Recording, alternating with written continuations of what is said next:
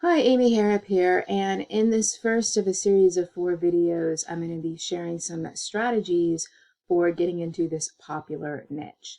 And if you find my content tips helpful, make sure that you like and you subscribe to the channel.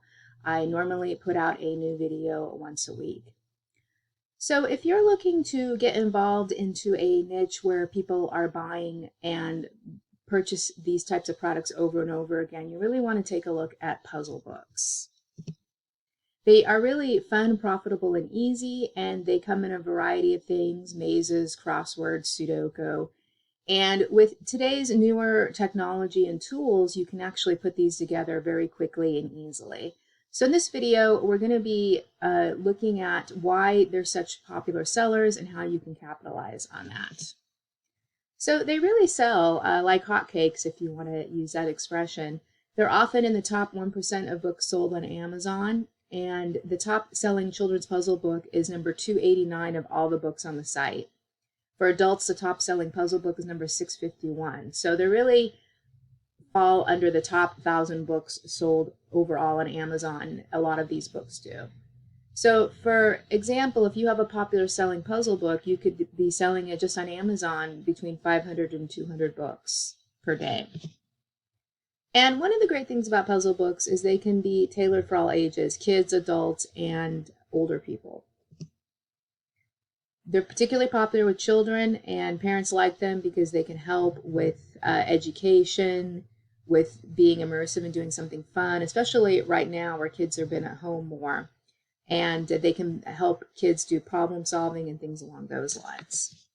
And adults really like puzzle books too. They can relieve stress, can slow mental aging and increase memory, may protect against dementia. So puzzles and working your mind on those types of things are great. And from a creator standpoint, what's great about puzzle books is they're consumable, so people buy them over and over again. And so the market doesn't get oversaturated, because you have a lot of different people who buy them, and people buy them over and over again. Another popular topic for puzzle books are themed puzzle books. These are focusing on a specific topic or genre. You can look at things like dragons. This is the 1960s word search book for senior citizens. It's in large print, so you can really dial in to your audience with these themed books. So for example, here's another themed one that's a very popular sub-niche, which is adult or swearing. It's called Swear and Search, Not Your Grandma's Puzzles. So you're looking for swear words. And here's another one, Pit Your Wits Against the People Who Cracked Enigma.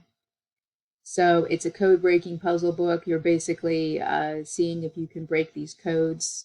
Another very popular book.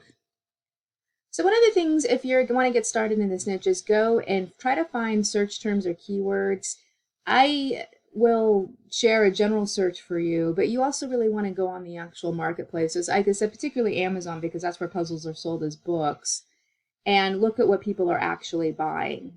So another way that you can dial into this is just use a tool like Google Trends in your first step, and then take some of those ideas and then bring them over to Amazon and see what's popular.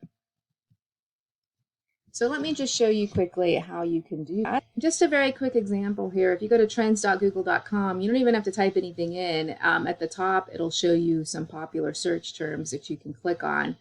So for example, we have American football and football. The reason they're separate is because throughout 99% of the world, football is what we call in America soccer. Another one very interesting on the right is with pho, ramen, and soba noodles. You could do a ramen themed word search, or a Japanese cuisine or Chinese or Asian cuisine word search.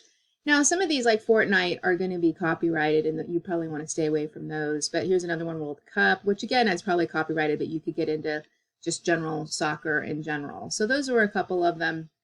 And then if you go down here, you'll see other ones that could be trending.